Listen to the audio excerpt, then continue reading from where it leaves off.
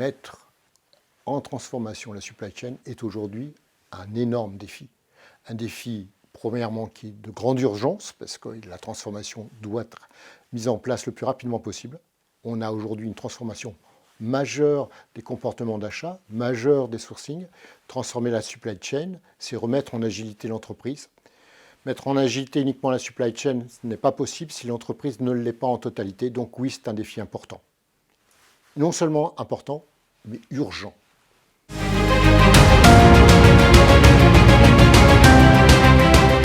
La prise de décision de transformation de la supply chain est une prise de décision complexe.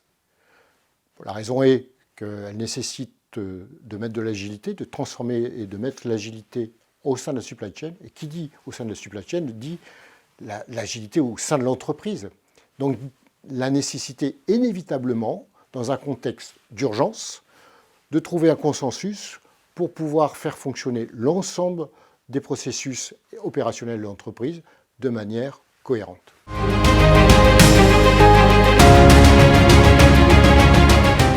Pour moi, le directeur de la supply chain doit se poser les questions suivantes. La première, c'est comment je mets en agilité la supply chain, comment je la rends plus flexible, plus adaptable et capable de répondre beaucoup plus rapidement à la demande qui se tire de plus en plus. Le deuxième sujet va être très clairement comment je source l'ensemble des produits nécessaires à la réponse de la commande qui m'a été posée. Et donc là, le sourcing devient là aussi quelque chose d'essentiel.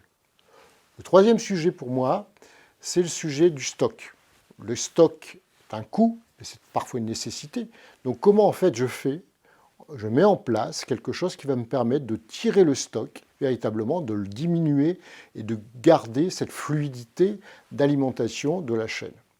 Le quatrième sujet, c'est d'être plus responsable, plus éco-responsable, parce que nos clients, nos consommateurs sont aujourd'hui très attentifs à cette notion.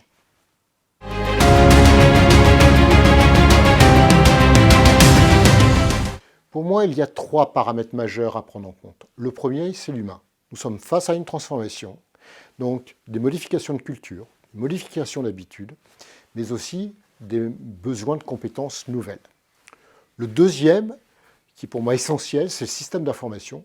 Ce système d'information de la supply chain doit être temps réel, nous permettre de restituer de l'information temps réel aux différents acteurs pour pouvoir gérer, synchroniser, réassurer l'ensemble des acteurs et en particulier le client.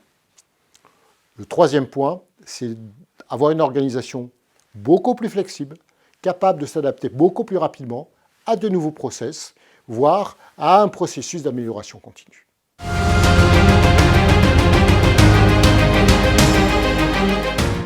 Les décisions dépassent de loin l'entreprise.